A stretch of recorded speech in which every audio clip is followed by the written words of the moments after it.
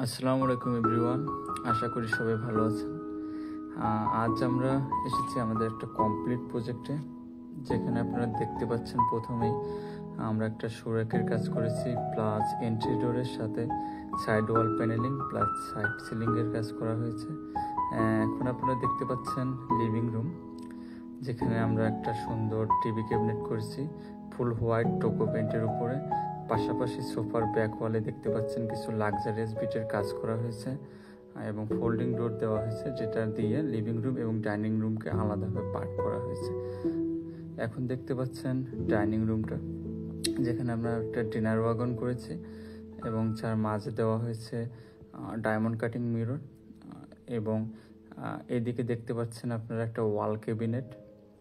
এখন এটা হচ্ছে গিয়ে মাস্টার বেডরুম, যেখানে হচ্ছে আমরা বেড হেড প্যানেলিং করেছি প্লাস পেলমেট করা হয়েছে এবং পেলমেটের সাথে আমরা উপরে এসিটা সেট আপ করে দিয়েছি এবং একটা ফুল হাইট ওয়াল ক্যাবিনেট করা হয়েছে।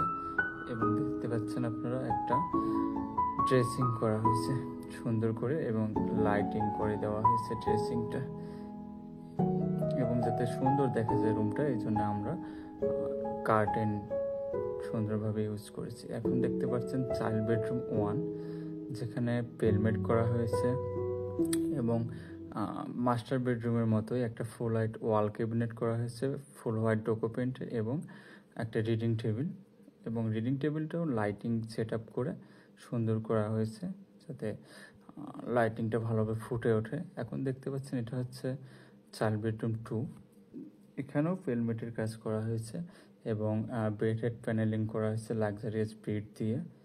এবং দেখতে পাচ্ছেন একটা ফুল হোয়াইট ওয়াল ক্যাবিনেট, অন্যান্য দুইটা বেডরুমের মতোই ফুল হোয়াইট টোকো পেন্টের ওপর আমরা ওয়াল ক্যাবিনেটটা করেছি। এখন আমরা চলে যাচ্ছি কিচেনে। কিচেনটা হয়েছে এসপিএল বোর্ড দিয়ে। কিচেনটার স্পেস কম ছিল, যার কারণে আমরা এই ছোট্ট স্পেসের মধ্যেই যাতে সুন্দরভাবে করা যায়, স্টোরেজের ব্যবস্থা ভালোভাবে হয়, সেইভাবে কাজটা করেছি।